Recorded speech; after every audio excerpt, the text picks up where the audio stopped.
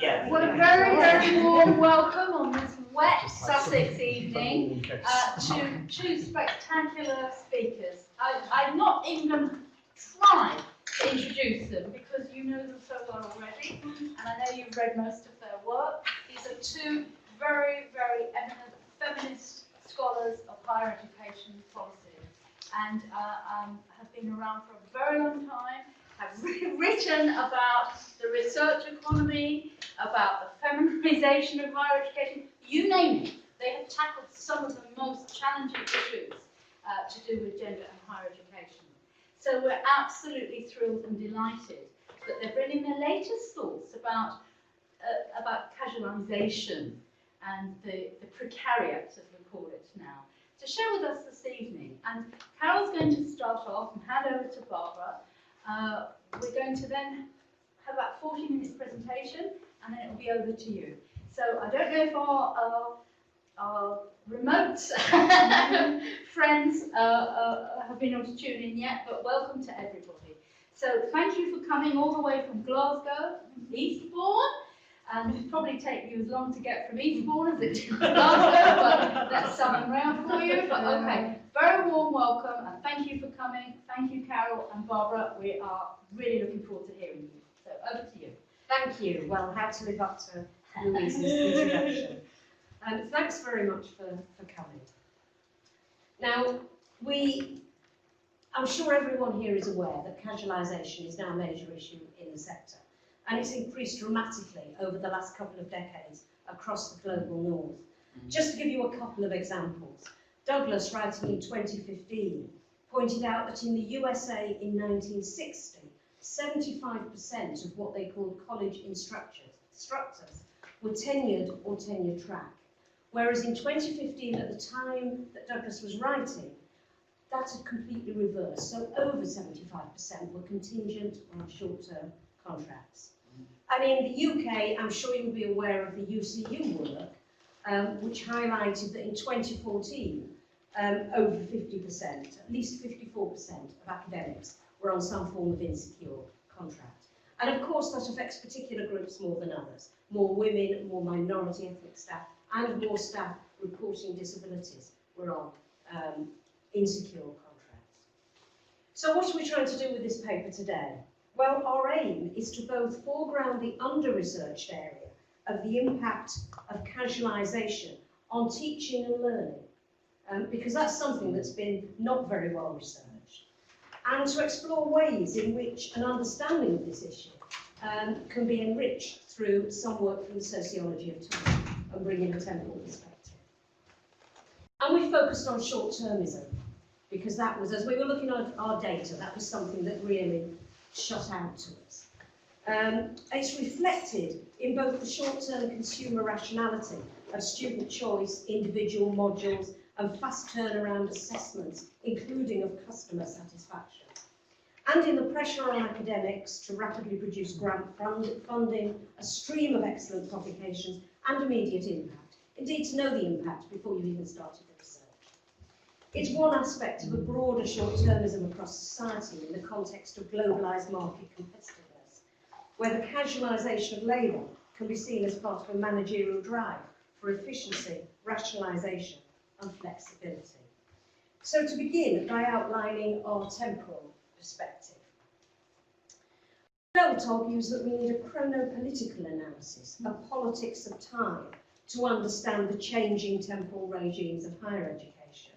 And we suggest that short-termism, as a particular dominant temporality of contemporary higher education, is ripe for such an analysis. And we've drawn on Barbara Adams' work, which many of you may know, in the sociology of time. She developed the concept of timescape, that we can't, insisting that we can't think about time without acknowledging spatiality, materiality, and embodiment, and recognising that time is context-specific. She defines timescape as a cluster of temporal features, each implicated in all others, but not necessarily of equal importance in each instance. And that includes time frame, temporality, timing, tempo, duration, sequence, and temporal modalities of past, present, and future. The time shapes are multi-dimensional. They're lived and experienced differently, they're socially situated, and they're shaped by power relations and inequalities. And Adam goes on to outline what she sees as the 5 C's of industrial modernity. And there they are up on the screen for you. So clock time, the commodification of time, time is money, the compression of time, how it all gets speeded up, the control of time to ensure efficiency and productivity, and the colonisation of time, the way particular temporal rationalities dominate and colonise other time. And actually, I'm sure that's quite familiar to anyone working or studying, indeed, in academia at the moment. She notes that when time is money, faster means better, and hence the intensification of work. And any time that doesn't equal money is seen as wasted time. So there's a sense of morality, it's a matter of morality here. And there's the affective dimensions of guilt, of failure if we can't keep up, if we're not seen to be keeping up the pace. Marx argued that in this rationalisation of work, to quote him, time is everything. Man is nothing. He is at the most the incarnation of time. Quality no longer matters. Quantity alone decides everything, hour for hour, day for day. And again, I think that resonates sometimes in academia. Time can be seen as a technology of governance. Quantification and measurement now dominate academic life and have come to signify academic value. Workload models and transparency audits aim to prescribe and quantify the amount of time academics spend on teaching, research and so on. But this bears little relation to the actual hours worked and how much time is needed. The highly gendered housework and care work of the academy is not only hidden from sight and recognition, but is further devalued through such audit technologies. Any consideration of the relational, the embodied, the affective, and the psychosocial costs for academics that Gill wrote about so powerfully in 2010 are excluded from such technically rational conceptions of time.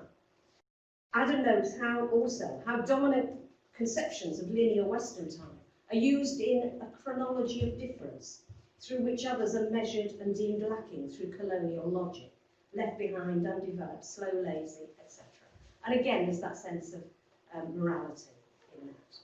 Social acceleration, or the increased intensity and tempo of academic life, which of course has been enhanced by technological developments, is part of this temporal transformation of society. And Sabelis, I'm not sure how you pronounce the name, describes this speeding up of working life as follows. You should see it, but it's not there suddenly. There we go. So I'll let you just read that. Can everyone see it?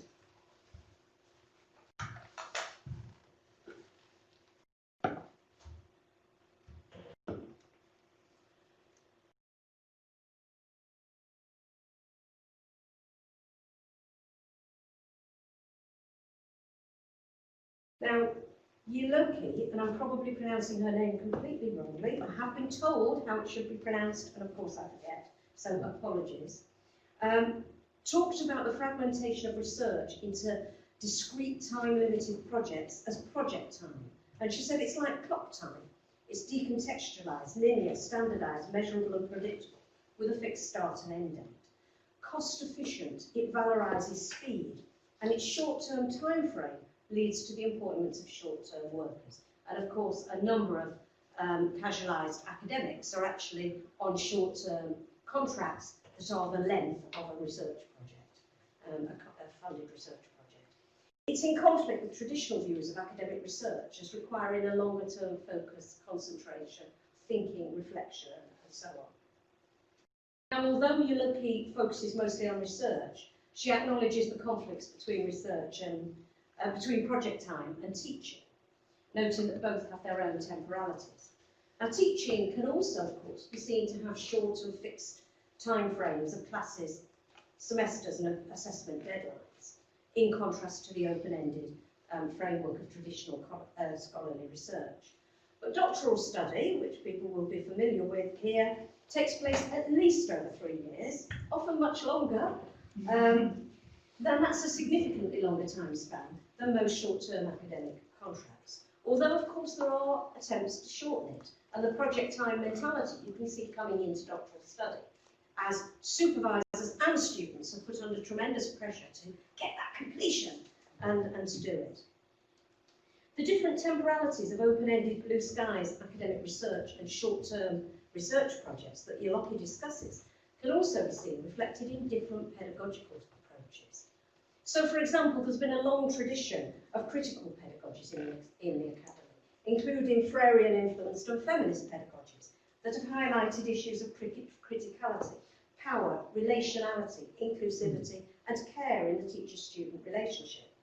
Such pedagogies tend to assume a time frame and duration conducive to the development of relationships, a temporal modality that focuses more on process than on outputs, a sequencing that facilitates the development of critical engagement, and a tempo that offers time for thoughtful reflection.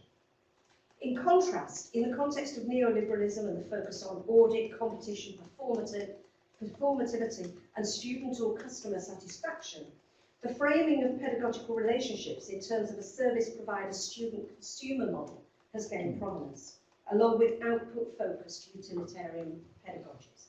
These tend to emphasise time efficiency, shorter duration, and a faster tempo, reflecting the temporal reordering of higher education.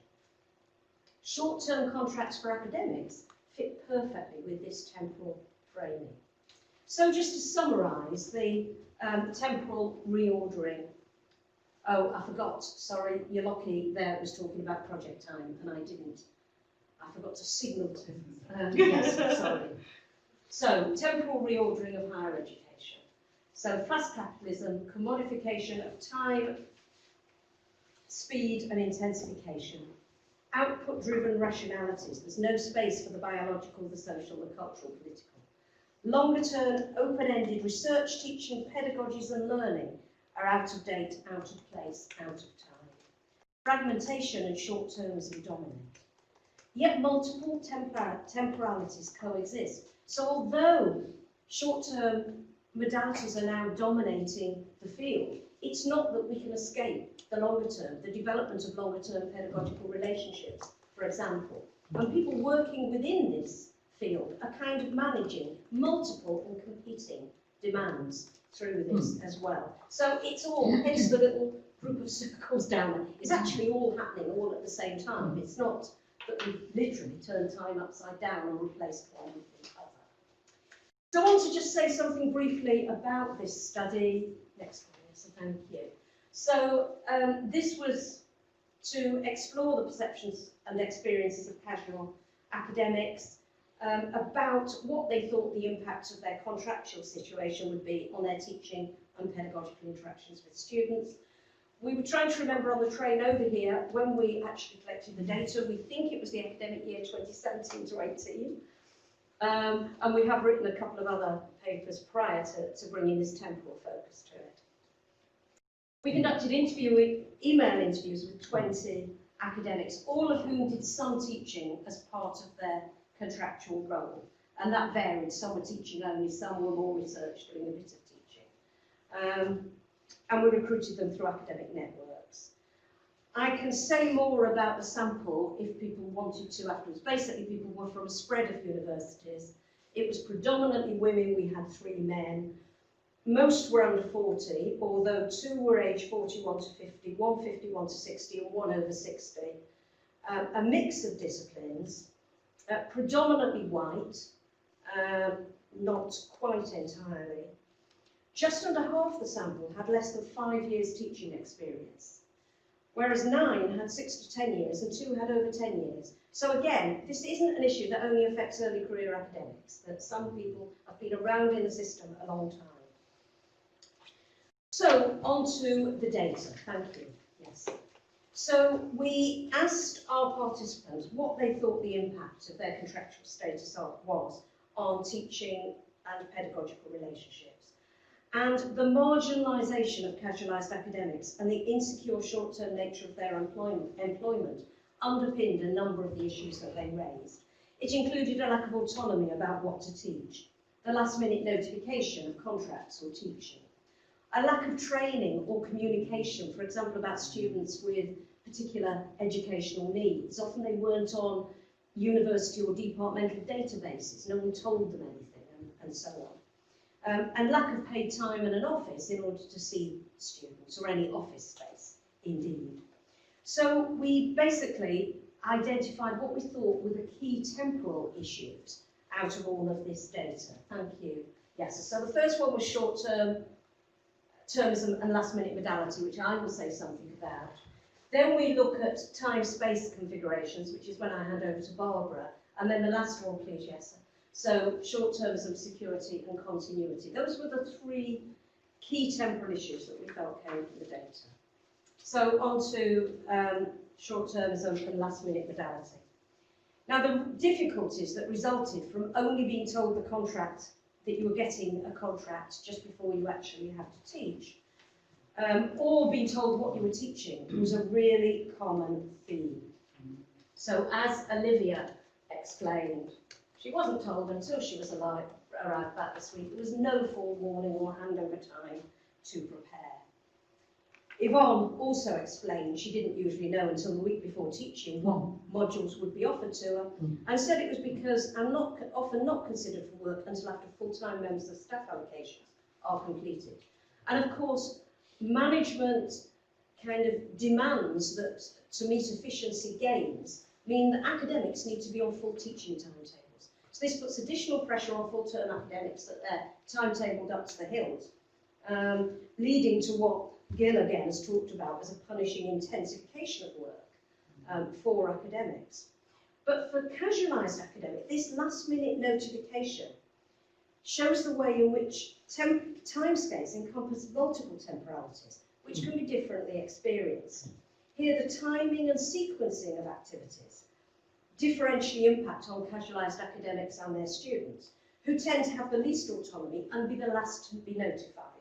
So as such, it's the casualised academics who are bearing the brunt of what resembles a just-in-time economy, which might work well for fresh food in supermarkets, but really doesn't work very well for academics committed to preparing good quality teaching materials. So Louis had worked for 10 years in the same Russell Group university, and such last-minute temporal modalities have both effective and pedagogic implications. I'll let you read Louis.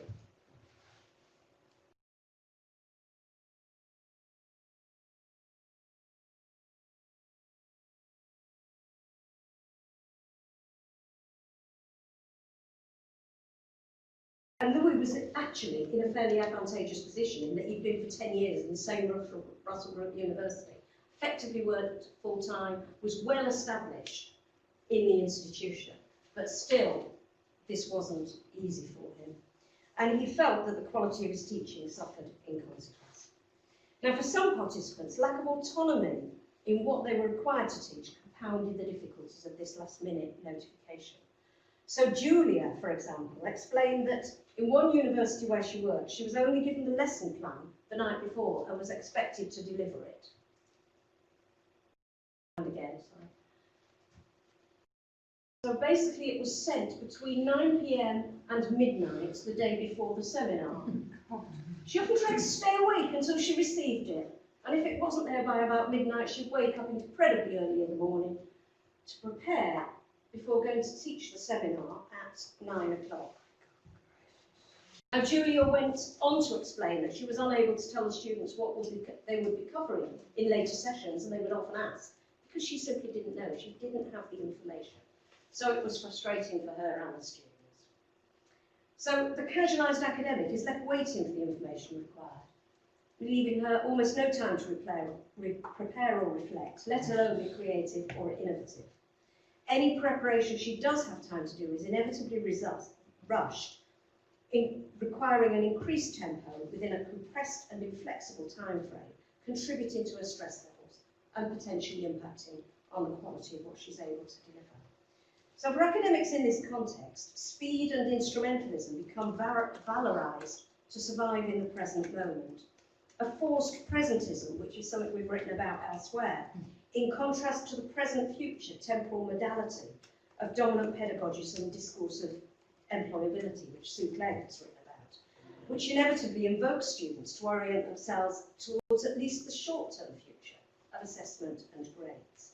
And these different and conflicting temporalities obviously produce tensions with effective consequences for both academics and students.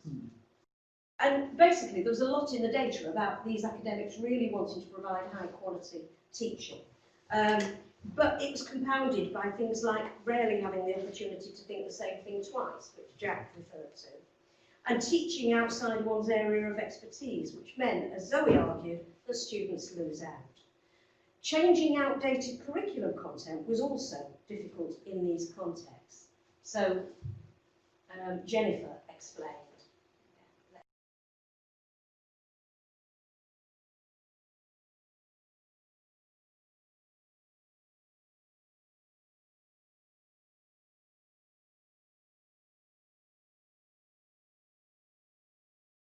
Now, as Budberg and Hornberg note, social acceleration means that knowledge is out of date and loses its validity far quicker than in the past. And times have changed. You know, Durkheim and his white man gang is not acceptable anymore, as the only thing in a sociological theory module.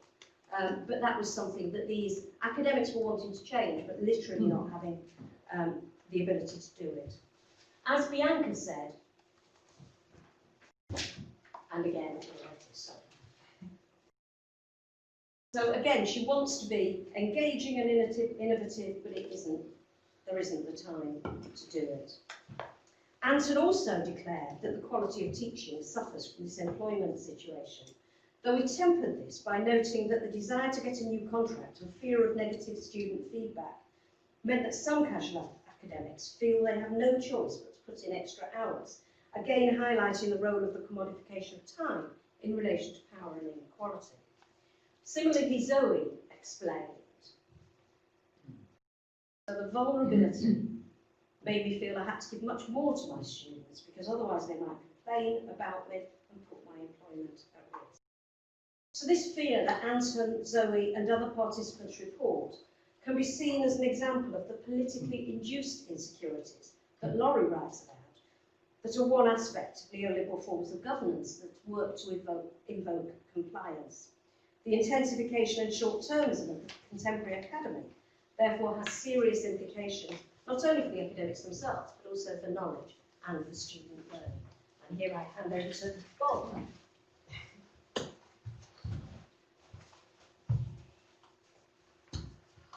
Okay, thanks, Carole, and everybody. So I'm going to carry on and talk about another aspect of the data, which was the relationship between the short-termism as a dynamic and time and space configurations in the pedagogical lives of the academics. So participants also discussed the difficulties they had in both having adequate time to supervise and also adequate space in which to supervise, to have any kind of pedagogical relationship with their students. So asked if they felt their contract affected their pedagogical relationships with students, Poppy answered, well, supervision in public spaces, limited time in the week to support. I certainly can't see any ways in which it improves experiences. So having office space is both a spatial signifier of being recognisable as an academic at a university context, and also it's a temporal marker in that it implicitly suggests that you're going to be around at least in time, for the academic year, maybe for the time that your name is hopefully marked on outside your door. And so when you don't have these signifiers, that then impacts on how you're read and how people see you. And Bianca alludes to the disruption of these signifiers through the use of the term professional in the next quotation. presentation. Thank you. I'll read this one out because I'm no good at timing. At the second AGI that she worked at, I was never assigned a space nor time for my office hour and had to hold it every week in Costa Coffee on campus, which in the run-up to Christmas was busy, noisy, and the opposite of private. I repeatedly asked about space, but was ignored. It was difficult for students and almost impossible for me to retain a professional atmosphere and environment under these conditions. And institutions sometimes get around this by saying to staff on short-term contracts, just don't see your students outside. Don't get involved in any kind of pastoral activity. I can see lots of nods there.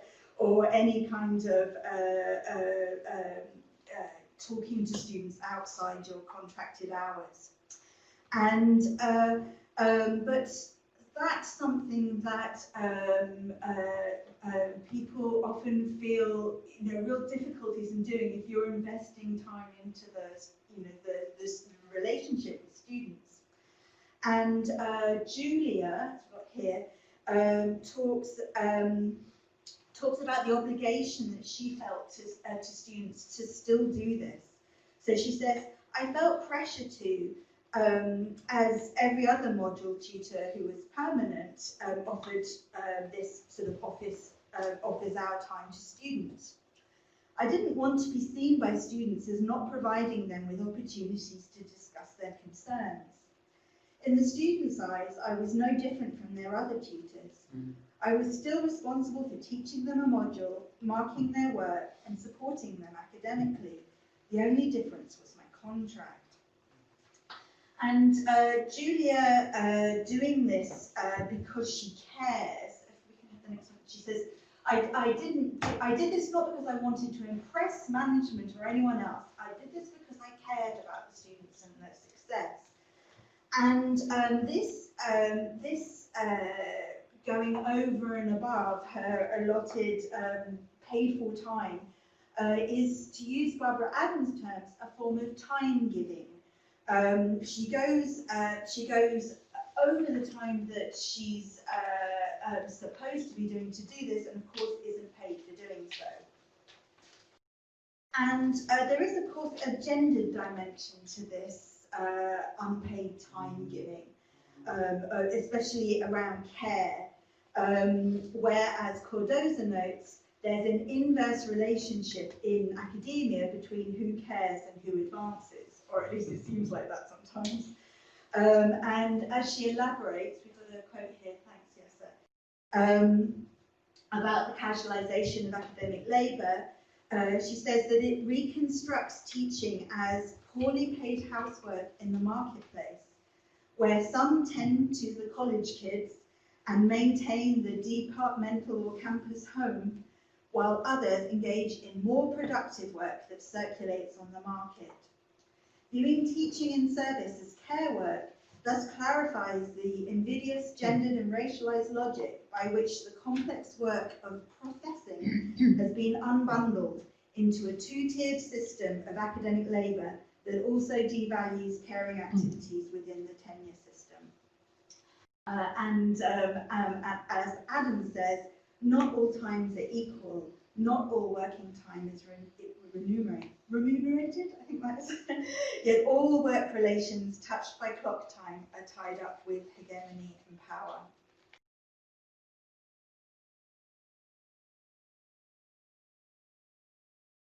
Okay, and others attempt to deal with these competing pressures by time compression, by trying, or what sometimes it's called in the temporal literature, time stuffing, which is quite a visceral analogy. This is Sally, for example. She talks about trying to fit more into the allotted time allowed. And she says, students don't necessarily know why I can't offer them office hours or space or time to feedback on their work. This often ends up taking place quickly at the end of the seminar. The seminars are 2 hours long, and I often finish 15 minutes early so as to leave time for students to approach me with questions. This occasionally results in a short queue of people waiting, and so it's not a private space. It also may put students off, as it feels like the end of the seminar and that everyone is keen to leave. So we can see here again that the temporal acceleration and pace, and also the compression of academic life to put as much as possible into the shortest amount of time, impacts upon both academics and also students, who both of whom are managing what are often complex and quite contradictory timescapes. As we've talked before, sometimes there's a clash between timescapes in terms of paid employment, study, family, caring, living, and you've got academics just trying to keep pace with the present and deal with the present, while the students are looking towards their own future, and sometimes there can be tensions there. And the absence of paid time and space for academics on short-term contracts can be seen to add to the emotional labour and stress of dealing with these complex temporal dynamics. Okay, on to our final aspect of the data that's particularly in relation to security and continuity, and some of the similar themes come up.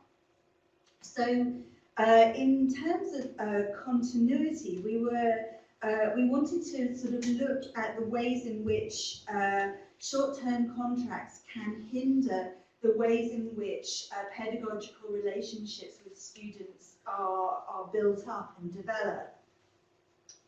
So Jennifer, for example, says, I know from the teaching evaluations I've seen that students like continuity and developing relationships with colleagues, and that this can't happen in a casualised workforce.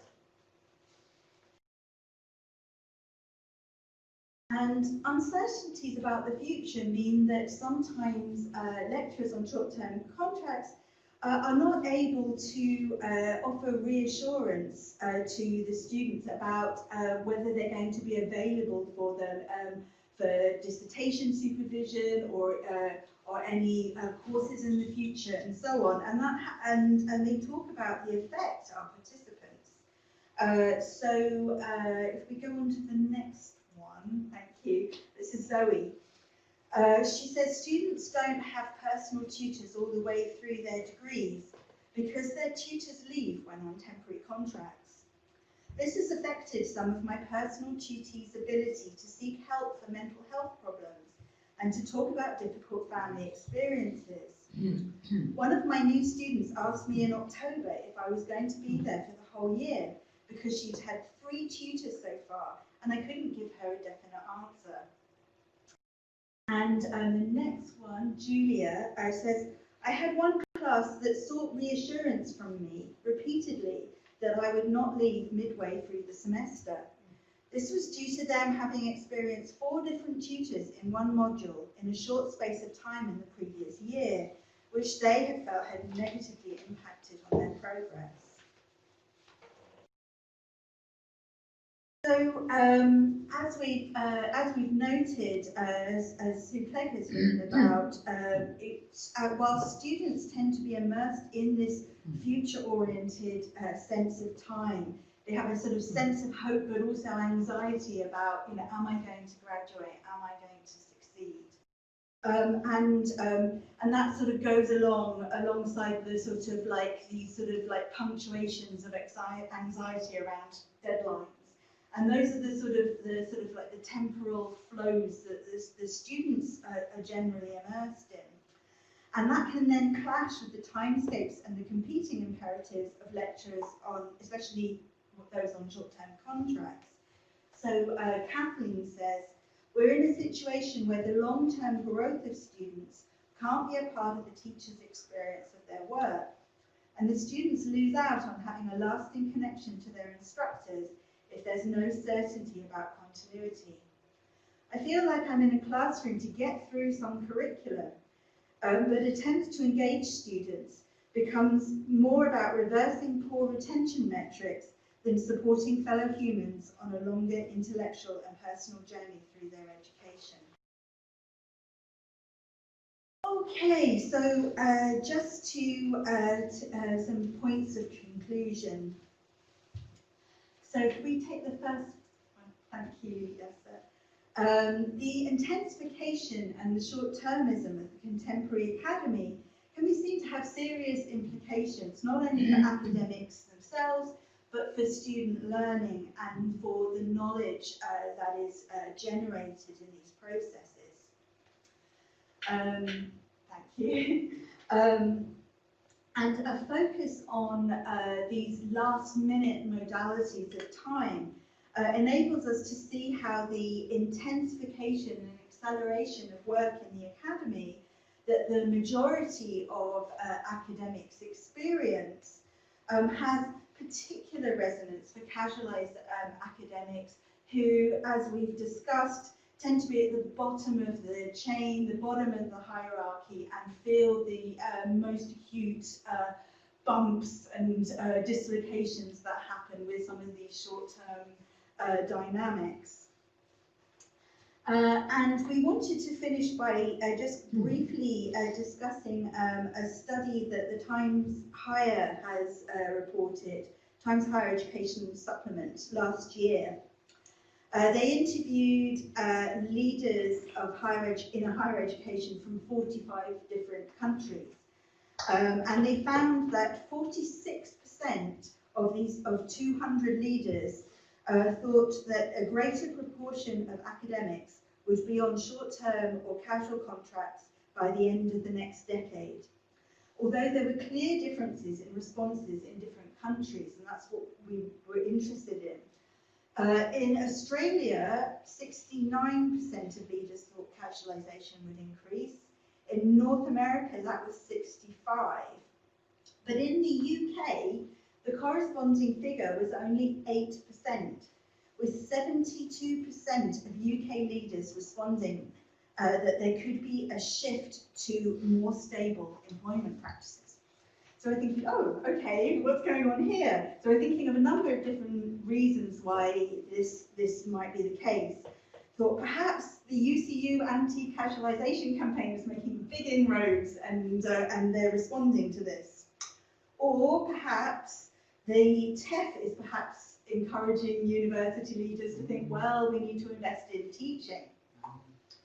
When we discussed this at another event late last year, it was suggested that what was happening in the UK was that the conditions of short-term casualised employment were being transferred to all academics. One leader from the UK responding to the Times Higher survey said, increased casualisation, to quote, would damage the sector, but added, I think there may be a view that it is necessary to find ways to manage academics more flexibly on permanent contracts. So they'll move us on permanent contracts, but treat us all like we're all at the bottom of the food chain. So just to I think I've got some finishing bits there. This is Carole, who's more assertive than me. Time for temporal resistance. Maybe we should leave that to have a discussion. Okay, thank you very much. In ESW and a teaching fellow in the School of Global Studies. So, and I'm very, very fortunate that I've just been made permanent a few months ago. So, in the lowest, undervalued teaching only role. Yeah. This spoke to a lot of things that we've spoken about, but amongst ourselves. But I was thinking about our complicity in this process, and I'm coming at that complicity from two angles. In a way that we know, when we talk about casualisation, we often frame this as something that's being done to us by others. But actually, where are these decisions made? Who enacts those decisions? How do we respond to the decisioning? And it's not a new process in higher education, or the catering staff are on 0-hour contracts, or the cleaners have been privatised. And so there's, I think, dual levels of complicity going on there in the decisions we make within our own teaching teams, but also how we respond and how it affects the whole of the academic body. Okay, should we take a few more and then we'll gather them up and then come back? Any other comments, observations? So here you are. Oh, sorry. I'm Ashton Tiernan. I am also a PhD student here at Share. Myself and Abby were talking about working across as a strong theme for us. Did it come across from lecturers getting less respect? Does that somehow affect the pedagogy? They're not as in an established role as some of their peers. One more and then we'll come back. I'm Matt, I teach in LPS. Did you ask about union membership? Right, look, okay. Complicity, respect and union membership. Brilliant.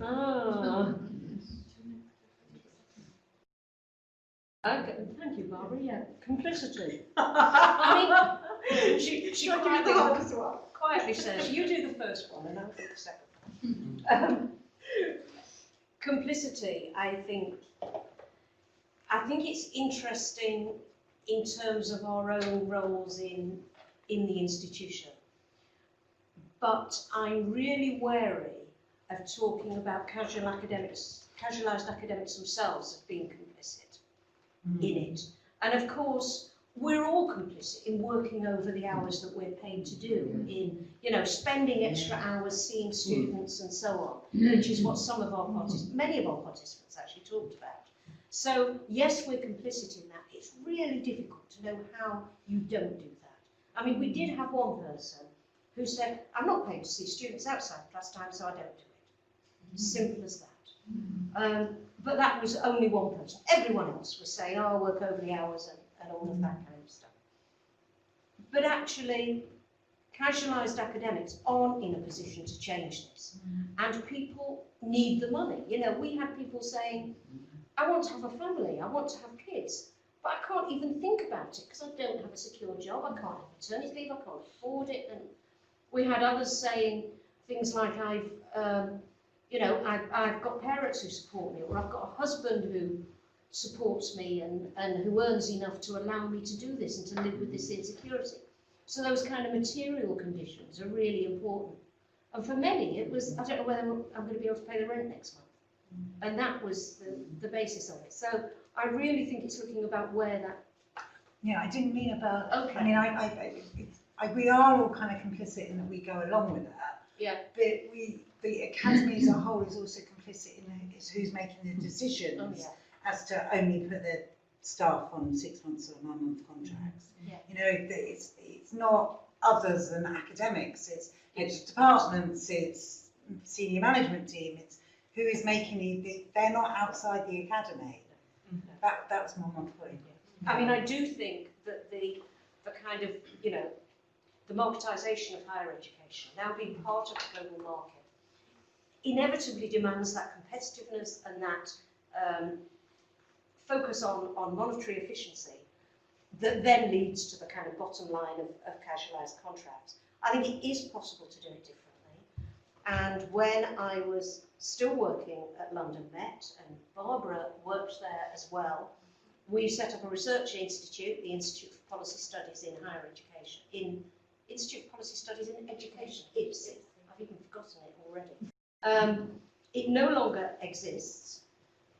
It ran for a number of years, but we actually set it up on the basis that although we may not have the financial security to employ all staff on permanent contracts from the beginning, we would normally give new staff a 2 or 3 year contract when they came in. And if, after they've been there a year, or if they're getting near to the end of their 2 year contract, we would look at the finances of the institute and we'd try desperately to make people permanent. And that was one of the policies, and we actually argued that with senior management, saying that's the only way to produce good research, that's the only way to keep good staff, that's the only way to keep the permanent academics sane, in that they're not having to pick up the pieces when casualised staff leave for another job, and so on. So it was possible to do it, and we did do that. How long was IPSI around? From 20 years? 15? 15 years? Time round relative. 15, 16 years. So there are ways of doing it, but you have to be prepared to make the case and to argue it out. Okay. So then that's great. What about the question of respect? And also there's the issue about the student voice and evaluation and what part that plays in the renewal of contracts, termination of contracts, the disposability.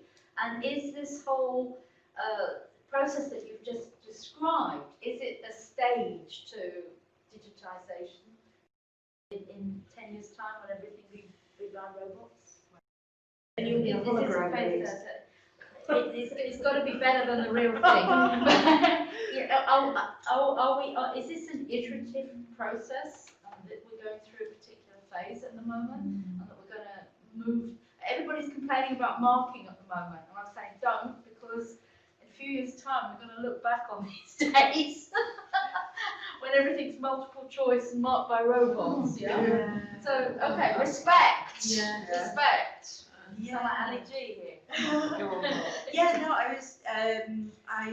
It was your question, wasn't it? About does this lead to a lack of respect for the lecturers? And it was really interesting, and actually it's something that we've actually written a separate paper on, particularly around conceptions of temporary and part-time academic staff, and how they're judged as being not quite academic, and the sort of signifiers of that.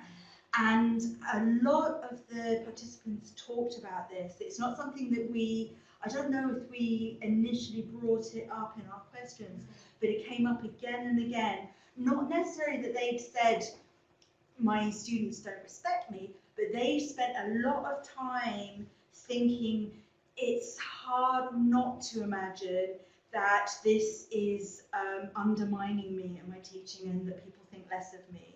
And they'll say things like, and you said there's some amazing quotes where they're saying, you can sort of see it in their eyes, where they're sort of like thinking, that person hasn't got an office. What does that mean? But a lot of it is that extra insecurity by imagining that the people that you're in front of are thinking less of you and that you're a second-class citizen, but not really knowing, and it felt very ambiguous. And there was lots of there were different strategies. Some felt that they needed to cover that up, and to try and to sort of cover up any of the difficulties that they were experiencing, to try and be the sort of like act the permanent lecturer.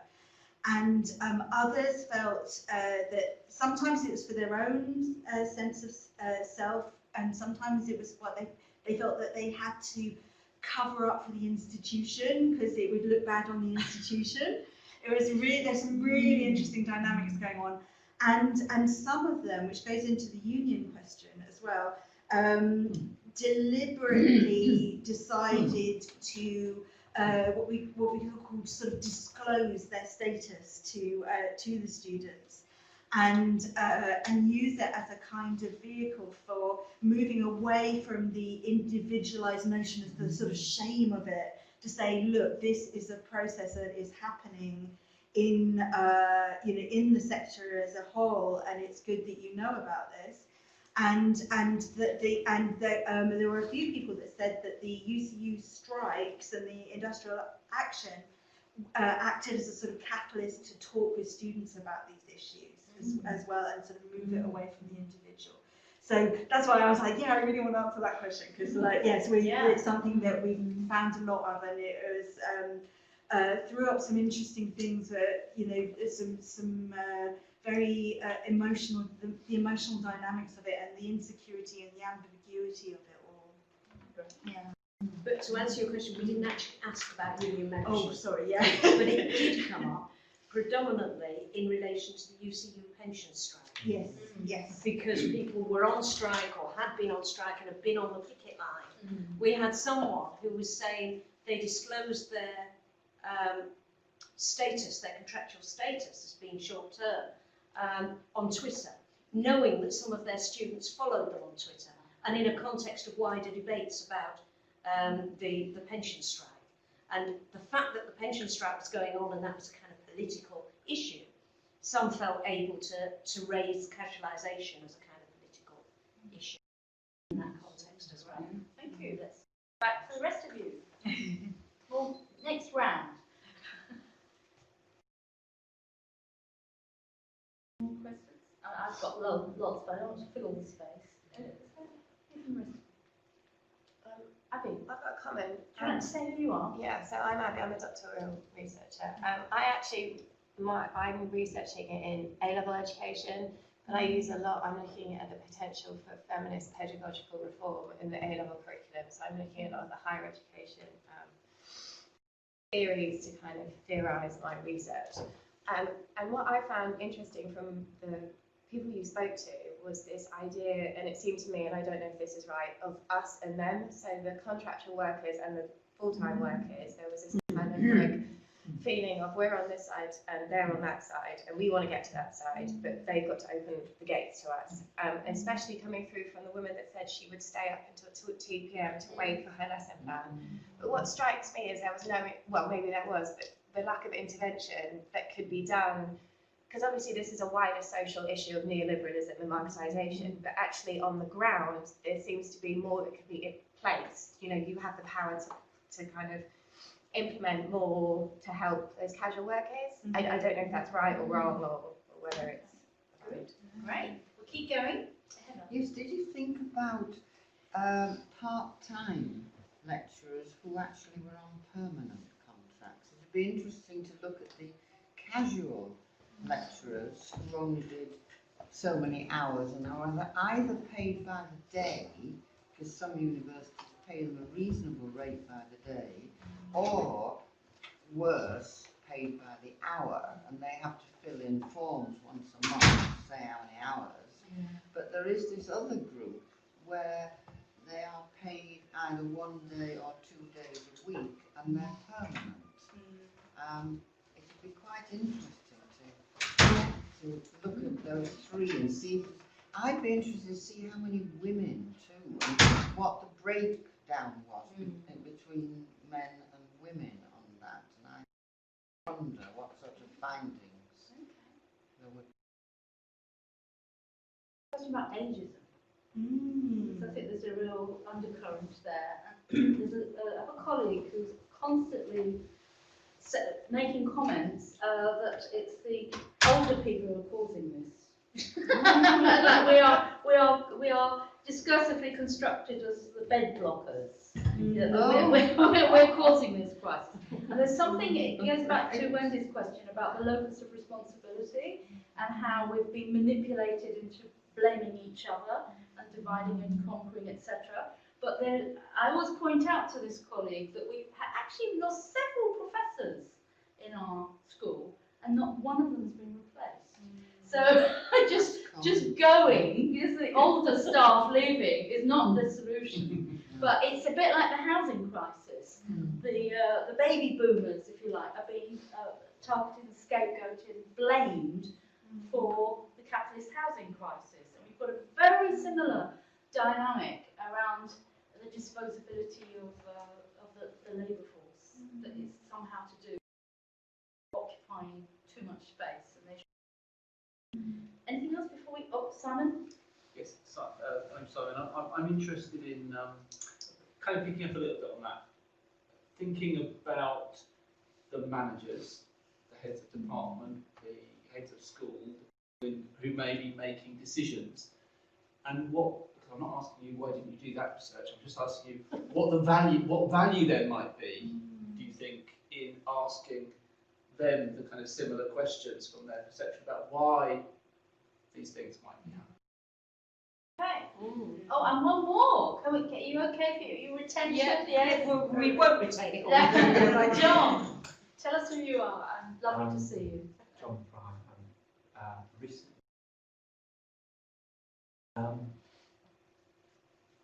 I just wanted to make a connection between complicity. We've talked about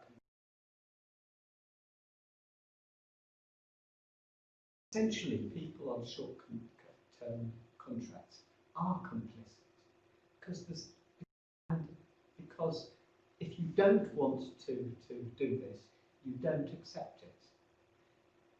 This complicity doesn't mean to say that they have an alternative. No. They want to be academics. That's the way they get into it. So their complicity is a forced complicity. But then you look at that from the same perspective of the rest of the senior people who are in managerial positions, and again they're in exactly the same position. They are complicit in the way that neoliberalised universities have taken. They're complicit in these practices, these employment practices, but actually it's a forced complicity, and even people who are looking at Simon there, who's a very good example. I'm a friend. Of somebody, a friend who's like this. somebody who is absolutely committed to providing permanent contracts for people, and yet it can't always happen. It's so. Yeah, I mean, I think there's a lot to be done on thinking about the nature of complicity and the way that the totalising nature of neoliberalist institutions actually enforces complicity. Okay. At both ends. Absolutely. And Yasser now, if you think we can't stop them now. Well, just have a small Just make redundant, that'll shut them up. Yes. Something as well. Yes, Just a sir. small question about this, and I'm interested. Have you interviewed him? I wanted to know, because migrant academics are in a very, very precarious position that basically they will, in most cases, will take whatever given to them, in order to. And that relates to our research in Japan, where the migrant academics are all put on short-term contracts. I don't know legally how they get away with it, but there is a two-tier system. 5 years max if you're a migrant academic in Japan. Okay. Okay. Ready? Where to start? That's so great.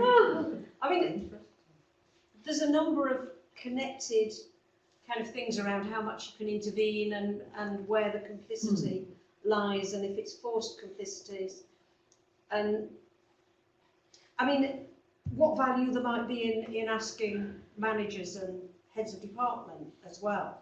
And I think that would be really interesting. I suspect it might highlight precisely some of the things that that John has talked about.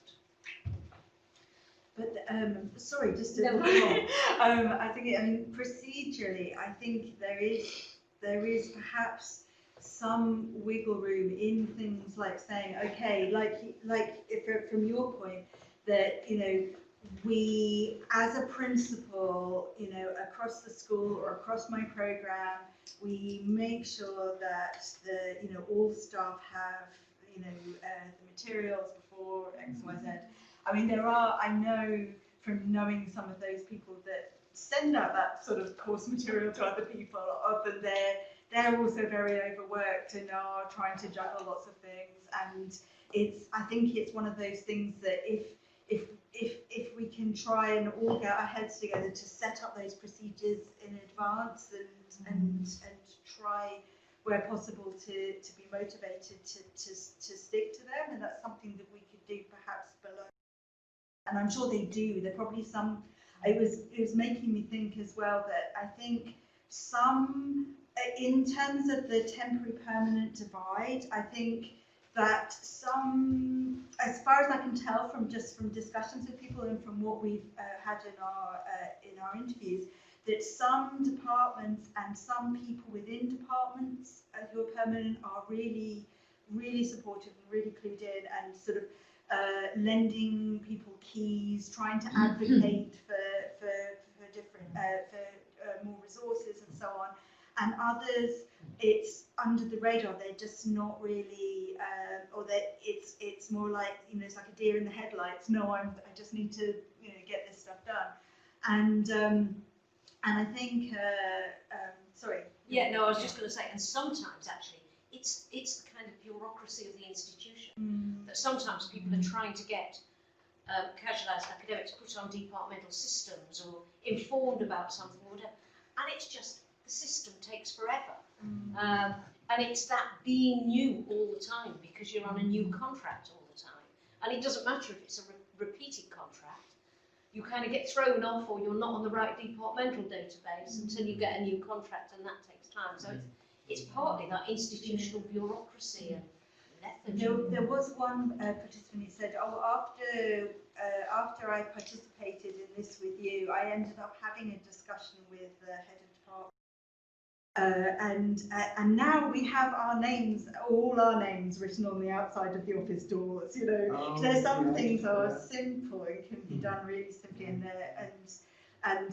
it might be an oversight that can be quite simple. And that, you know, as we're talking about symbolically as a signifier, that was something that meant a lot, you know. So yeah, so there's an in-between between being able to sort of totally change the system and some things that we can do that are, you know. I think that's what I was trying to get at, those little things that we can do within our own remit that care for each other and our students. So, you know, I would never give my teachers a reading list of materials the night before, because it's got to be up on the system for my students with needs a week in advance.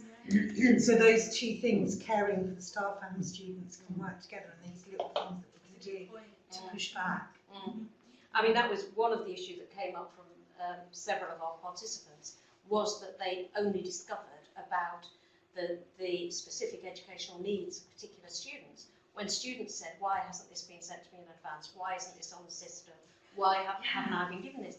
And there's this lecturer saying, "Well, I've been teaching this group for several weeks and I didn't know this." And the students finally kind of come up to me in desperation because nothing has happened. So those kind of communication problems. But actually, just before you started speaking, what I wrote was care. And a colleague, friend, working at another university now, and a university that she recently had gone to, I met her, and she said, I've asked her how it was, you know, new institution. And she said, I can't believe it. It's amazing. The head of department tells us we shouldn't send work emails and certainly not read them after 6 p.m. And she tells everyone to go home at tea time. You know, she said, go home, come on, you need time off, or whatever. And she said, it's like, she said, I can't believe, I don't know what's happening, but the head of department is basically saying... And brings in fruit for them. And brings in fruit for them, meetings and whatever. No, we all want to work there. And the head of department just says, well, if you're not cared for, you don't care for this, you know, it's important that academics are cared for and have time off and all of that kind of stuff. So she's in cloud cuckoo land. We were just amazed at the experience, but it's about care somehow. Okay, any other comments? We haven't answered Heather's thing about but part-time. the part-time. I mean, we didn't look at any, we didn't include any academics on permanent contracts. There were people on different kinds of contracts. What I think came over was that people who'd been at an institution for longer, albeit often on a series of short-term contracts, definitely felt they had a bit more ability to challenge things or to say something or whatever. I mean, we did have one person I can think of who worked at 2 institutions at the same time, one of which was fairly new, and they didn't feel they could say anything there. But the other one they'd been at for at least a couple of years. and felt that they got support and they got allies and they were able to be more upfront about being on a short-term contract, for example, with students. So there were very definitely that was an issue in relation to. In terms of the ageism, it was interesting. I don't think it was anything that came up from our participants in this sense, did it? It came up in another study where we actually did interview academics towards the end of their academic career. And there was a feeling, oh, we're seen as bed blockers, or are we, or whatever.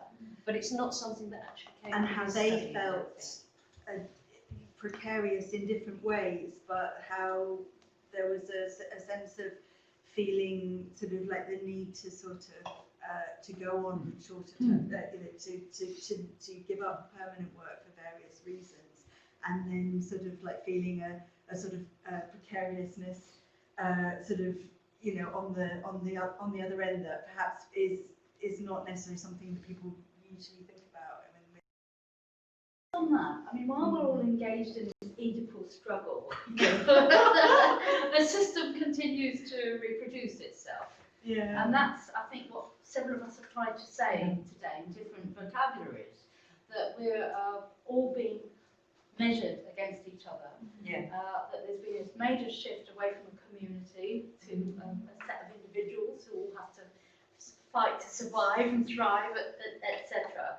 And there's that huge kind of cognitive dissonance between what we believe and our values and what we actually have to perform on a daily basis. And that's very corrosive. And it's very corrosive to community and to resistance. And I think we could be talking about anything today, but we've come back to that political context, that this is how we have been located.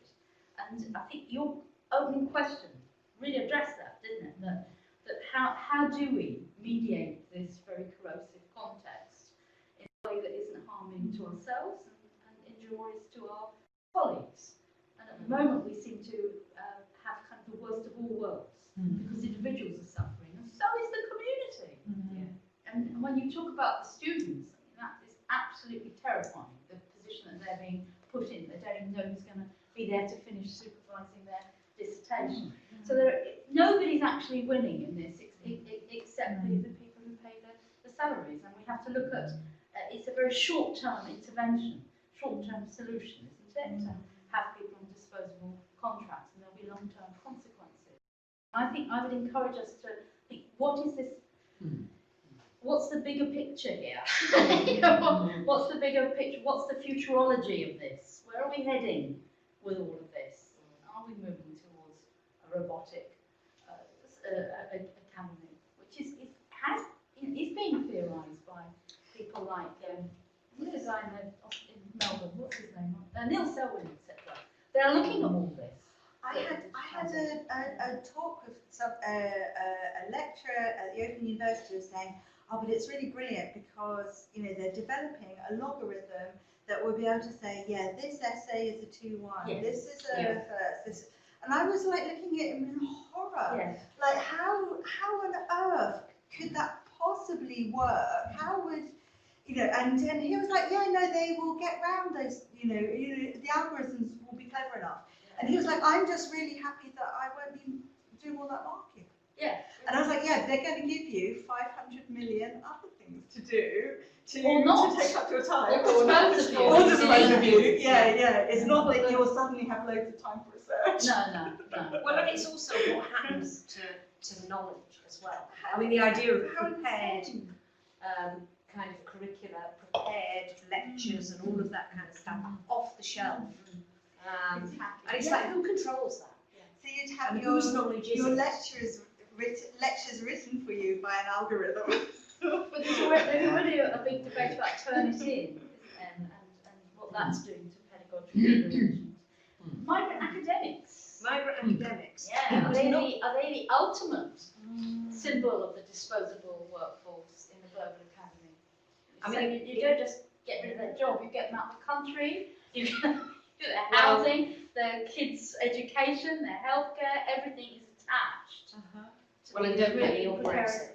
Don't get you on Brexit. Okay. Well, I mean, you know, there's a lot of EU nationals from the EU 27 countries who are feeling incredibly insecure in the academy at the moment. And every so often, universities send out reassuring emails saying, we do want you, or what I mean, my own university does that. But there's no way it begins to tackle that kind of visceral anxiety that people are feeling, and the kind of contradictions of their work. So, but we didn't, I mean, migrant academics was not something that we specifically focused on in this study. We had two people who were from other countries, but I don't know for how long they've been in the UK. So it wasn't. But that's another big policy collision, isn't it? Because the internationalisation discourse hugely promotes mobility. Yes. Yeah, that this is the big capital we all require. Ashley can tell you all about this and all the contradictions that are built into that. Yeah. So if you opt for mobility, you are, most cases, opting for precarity, unless you're a major superstar. But that tends not to happen very often. And we were talking today in Ashley's supervision about the Tier 4 visas. So you've got a massive set of contradictory messages. Come and study here, we invested masses in marketing, etc.